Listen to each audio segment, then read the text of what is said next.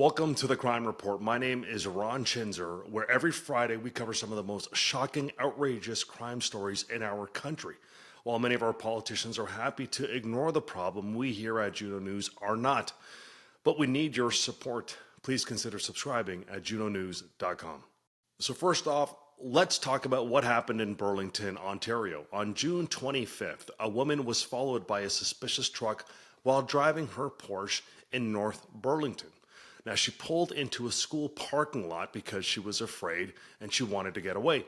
But two masked men with guns jumped out and carjacked her at gunpoint. Thankfully, she wasn't physically hurt, but this was a terrifying and violent ordeal for her. Shortly after, police found the stolen Porsche plus the truck that they were involved in, and the two suspects had fled on foot. Now, one of the suspects had two loaded guns and drugs on him, and the other tried to run and ditched a gun in a park and was later caught. Now, a police dog accidentally stepped on that loaded gun, and the gun went off and shot the dog in its paw. Luckily, the dog is going to be okay. Now, let's get to these bandits. Who exactly was arrested? Because their background is going to blow your mind. The first person that arrested was James Garthwaite, who's 33 years old, from Burlington. Now, James has an interesting history, one that's going to blow your mind. He's already been convicted of manslaughter in 2018 for home invasion, where a woman was shot and killed. He was sentenced to 10 years, but let out early under something called statutory release. Now let's go back to a flashback 2018 from a news clip and a blurb for what happened with James Garthwaite. Now, a judge had sentenced James Garthwaite, 26 at the time, to 10 years in prison on Tuesday after he pled guilty to manslaughter in a 2017 death of Dana Camber. Dana Camber was shot in the abdomen with a shotgun in her Kozlov Street apartment building on March 14th of 2017. The court heard Garthwaite shot Camber with a sawed-off shotgun, but she wasn't the intended target. Quote, "She was, in that sense, an innocent bystander," end quote, said Justice Michelle Furst. Quote, "Miss Camber was killed as Mr. Garthwaite tried to invade her home in pursuit of Mr. Nanabush. Miss Camber had no involvement in the dealings between Mr. Garthwaite and Mr. Nanabush and did not provoke Mr. Garthwaite's anger in any way," end quote. During sentencing, Justice Michelle Furst noted that Garthwaite, who was on parole and bound by a firearms prohibition at the time of this manslaughter, took steps to hide the shotgun he used to murder Miss Camber. Now, at the time of this new carjacking in Burlington, Garthwaite was supposed to be under federal supervision. Police also found ghost guns, a vehicle reprogramming device, and drugs like fentanyl and crystal meth that were tied to Garthwaite. Now, his accomplice is William Langdon, 32, from Oakville, Ontario. William was already on a release and probation for other gun crimes, and he is accused of running from police and ditching the loaded gun in a public park where the dog accidentally stepped on it and shot him in the paw. But let's get to what is statutory release. In Canada, most criminals are automatically let out after serving 2/3 of their sentence, even if they're violent or dangerous in most cases. This isn't parole that you earn. It's built into the law unless the system thinks you're a major threat. But the question becomes, what is a major threat if these guys weren't? And this person is still being supervised, but they're free to roam our communities. Most Canadians look at this and they already know why they should be worried, but let's break down into why this should worry you and me and our families. This is a perfect example is why the public is losing faith in our justice system. A man who already killed somebody in a home invasion that wasn't the intended target was let out early and now allegedly committed another violent crime with a firearm on another innocent person. And he did it with another man with a history of gun offenses who was already out on multiple conditions, and they still got involved. Now, people are asking, how many chances do violent offenders get? This is a question that we get asked all the time. And why are they back out on the streets so easily? And the bigger picture here is, this is not a local problem. This is a national problem. This reflects a huge national and global trend. Violent repeat offenders are abusing the system and reoffending. The police across the country are seeing more carjackings, home invasions, and ghost guns, which are illegal guns, 3D printed and provided as firearms that are capable to be used and hurt innocent people. Now, the public, we end up paying the price while the criminals keep finding loopholes. So let's talk about what needs to change. How do we fix something like this? Well, we can't have no more automatic releases for violent offenders. You commit a violent crime with a gun, you stay in jail.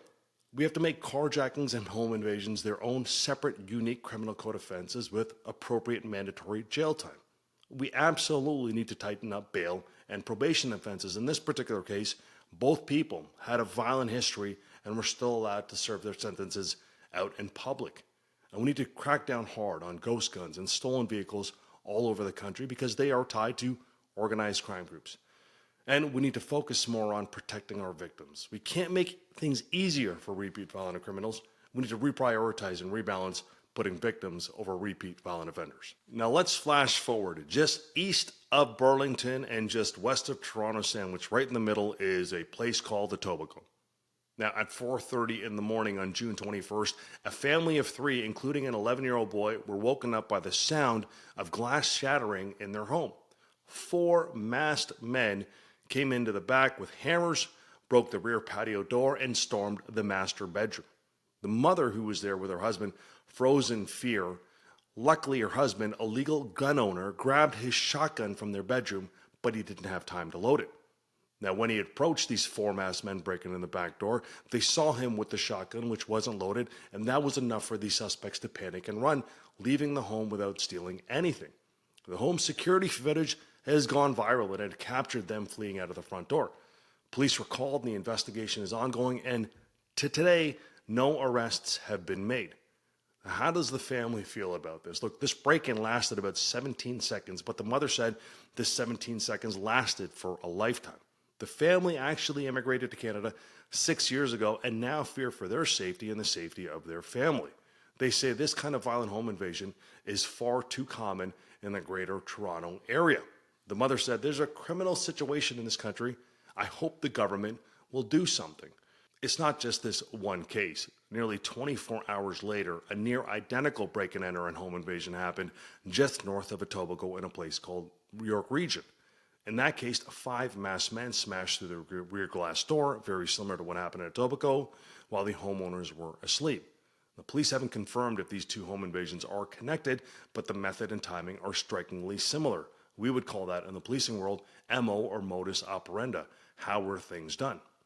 These attacks are part of a growing overnight trend of home invasions coming in through rear front doors by masked offenders with weapons, sometimes firearms, sometimes hammers, that are attacking and intimidating homeowners to steal things like high-end luxury vehicles, jewelry, and other items. Now, what does this say about crime in Canada? This isn't just petty theft. These are planned, violent attacks targeting occupied homes while families are sleeping. It's probably every family's worst nightmare. And the criminals are using speed, force, weapons, knowing that even if they get caught, nothing's going to happen to them. They're likely to get bail and back out on again to do this over and over again. The victims, many of them are newcomers or regular good families, are just trying to live peacefully, but now they feel like they're hostages in their own community and own neighborhoods. And the police is starting to ask, just like the public, where are the consequences and who's protecting us? Those are all fair and real questions. Now, why this is a wake-up call for Canadians is because these home invasions are happening in safe communities, places where people will move to for peace and for safety and security. And our justice system continues to treat these crimes, home invasions, like they're break-and-enters, not targeted home invasions, which they are to normal, innocent people when they're sleeping in their homes. And many homeowners feel like they can't rely on the system, and in some cases, only a legal weapon is stopping these crimes from getting worse. So what needs to change? How do we fix something like this? As mentioned before, we need to create specific offenses for home invasions and carjackings with mandatory jail time. We have to treat these not as property crimes, but what they are: violent, organized crime, invasive home invasions with real dangerous outcomes that have lasting impacts.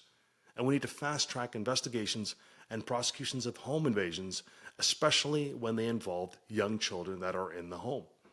We also need to provide our police and our crown attorneys with stronger tools to keep violent offenders, masked offenders, repeat offenders off of our streets. And lastly, the part that nobody ever wants to talk about, we need to support our victims in their recovery. We need to fund programs that help homeowners reinforce their security, especially in high targeted areas. Now let's move from Ontario all the way over to Alberta. And let's talk about what happened in Edmonton on June 2022, where Haider Aftab Khan, 30, was pulled over in Edmonton just after 1 a.m. by police. He was driving an SUV with a plate cover, which is illegal, and the vehicle was registered to someone flagged for weapons offenses. Now, police stopped the vehicle, as they should, and during the stop, they saw a suspicious pill bottle and eventually found a loaded Glock handgun on Khan with oxycodone pills, cocaine, and ammo in the car. He's charged with multiple gun and drug offenses, rightfully so, and there were serious ones that could have landed him over a decade in jail. But let's get to the trial. Let's get to what the judge did and what happened in this series of events when the evidence was laid out. Now, this judge threw out all of the key evidence, the guns, the drugs, the ammunition, all of it gone, because the judge ruled that the police had violated Khan's Charter of Rights during the arrest. Why? Because the officers didn't have reasonable grounds to arrest Khan based on what he saw. Specifically, the judge said he didn't believe the officer could have clearly seen the drugs or had the training to spot a tampered pill bottle. The judge admitted the gun was a serious threat, but said protecting charter rights was more important than the evidence in the case, which happens over and over again, even when the evidence is right in front of you and the story tells itself. Khan, ultimately, he was acquitted on all of these charges, and the Crown has not said yet if they're going to appeal these charges. Now, why does this have people frustrated? It's because the judge agreed Khan had a loaded handgun on him, the drugs and the suspicious setup, but still let him walk. And the court didn't believe Khan's story because Khan said, hey, during the arrest I was assaulted by the police officers. And the courts actually said this was likely implausible because there was no evidence to support it. And the story Khan had mentioned didn't make any sense. But even with all that, the charter breach was considered by this judge more serious than the public safety being perceived. To most Canadians, it feels like common sense was ignored in this case. A man caught with a loaded gun and drugs should absolutely be held accountable. But what does this say about our system? Canadian courts often focus more on protecting the rights of the accused than addressing the public safety threat of illegal guns. And this case shows how technicalities can derail serious prosecutions in our courts, even when weapons and drugs are clearly involved. I mean, the evidence is pretty tangible when you get to a court of law.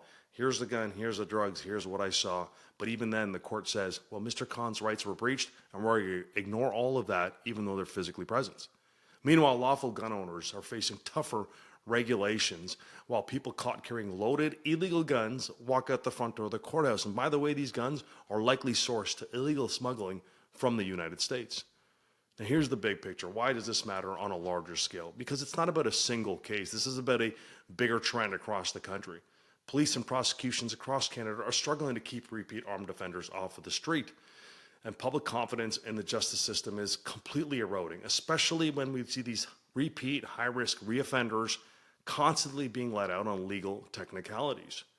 And in cases like this, it makes the public system feel like the criminal system in our country is backwards. It's prioritizing these repeat violent offenders over innocent Canadians and public safety. So let's talk about what needs to possibly change. We need to update our laws to better define what reasonable grounds means, particularly for guns and drugs. That whole landscape has changed. We need to train our judges to better balance charter protections all across the board, but prioritizing public safety, which is also a right in Canada. We need to reinforce discretion in key evidence when the public danger outweighs minor police mistakes, if any were possibly made, that were done in innocent and good faith.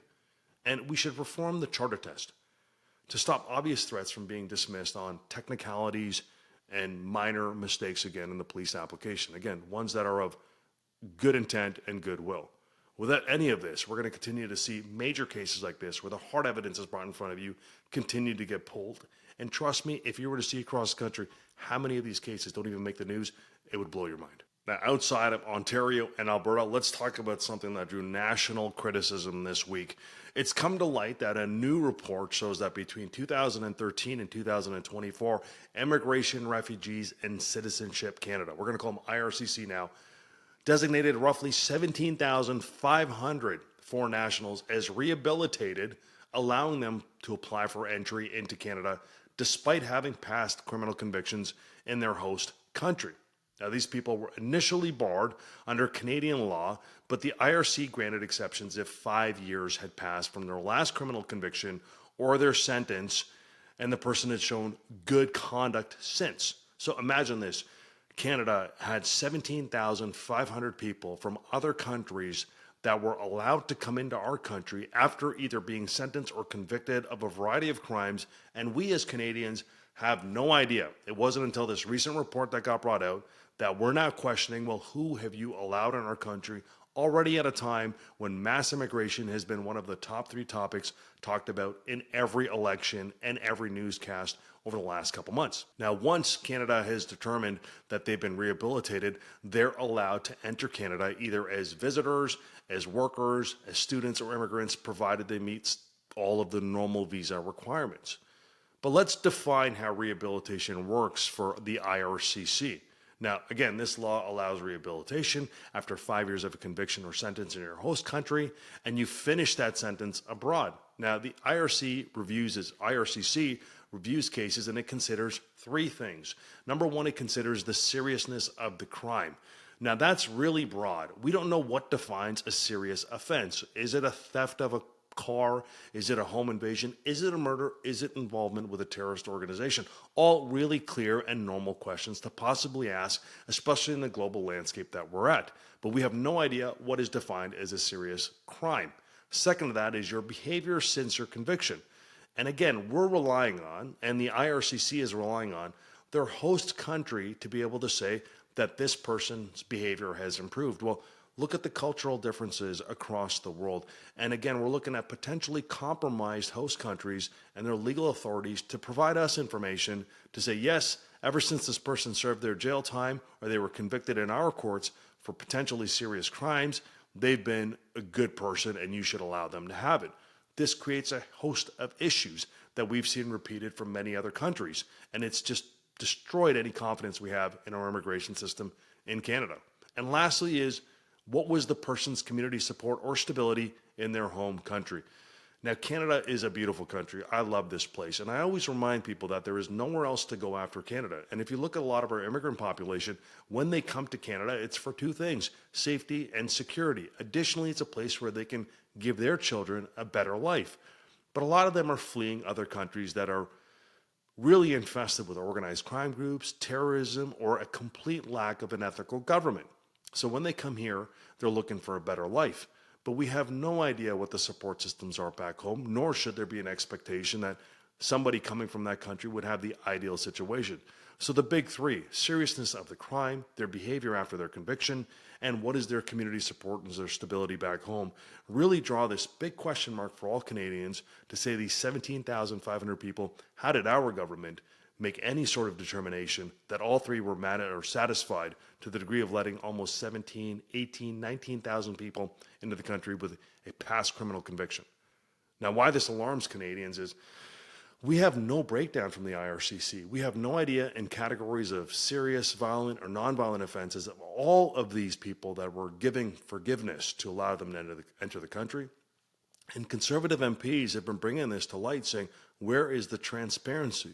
And trust in our immigration screening has already been shaken by cases like in the past where a father and son were granted citizenship before planning a potential terror attack in Toronto, Canada's largest city. Now, what does this say about safety and policy? Is that this rehab tool is intended to allow people who paid their debt to their host country to reform and start anew. But without transparency, some people have to question how many violent or high-risk reoffenders have we quietly allowed into the country that have committed offenses here on our soil? And public safety and national security advocates are rightfully worried that serious convictions might have been approved and possibly obscured. Now, trust in Canada's immigration system is very fragile right now, and these decisions fuel the perception that dangerous violent offenders might have slipped through the crack. Now, there is some recommendations and fixes that could potentially be brought to light, but we have to see if Canada's and IRCC is willing to even do it. There should be generally public reporting.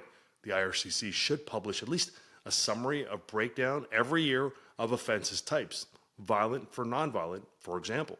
Additionally, we need to restrict rehabilitation for serious offenders. If you've been convicted of anything violent, homicide, a murder, or terrorism offenses, it should be an automatic disqualification. You are not allowed in our country if you have those convictions in your past, regardless of your current behavior. We don't need to absorb that responsibility for them to start anew. And then we need parliamentary oversight. Where is the oversight in all of these cases? They need to have stronger ministerial sign-offs on some of the higher risk cases if they were to be accepted in. And again, that needs to be transparent. And we need to vet our rehabilitated applicants more thoroughly. This becomes a major issue is when you're vetting any new immigrant coming into the country, you're looking at our local systems, which are probably going to have nothing on the person. And then we're looking at our partner countries or host countries, and we're really relying on them to provide us the information back on the person. So there's this really obscured trust system, which needs to be as transparent as possible. And we need to rebuild public trust. And that comes with public reporting. We need to have a better breakdown of what happened with all these 17,500 people and why were they accepted in and what has happened since. There are bound to have been mistakes that were made, and innocent Canadians probably paid the price. So for us to build in confidence back in our immigration system to the IRCC, this obvious flaw needs to be publicly addressed, and we need to be as transparent as possible. All right, well, thank you, Canada, for tuning in today. And next Friday, we're going to revisit everything that's bound to happen from today to next Friday. And what I'd ask is anything from here, any questions or comments you have, please make sure you leave a comment in this video. I'm going to read all of them, and next week I'm going to pick one of the comments to address and answer your questions. My name is Ron Chinzer. Please visit junonews.com, subscribe, sign up, and stay informed.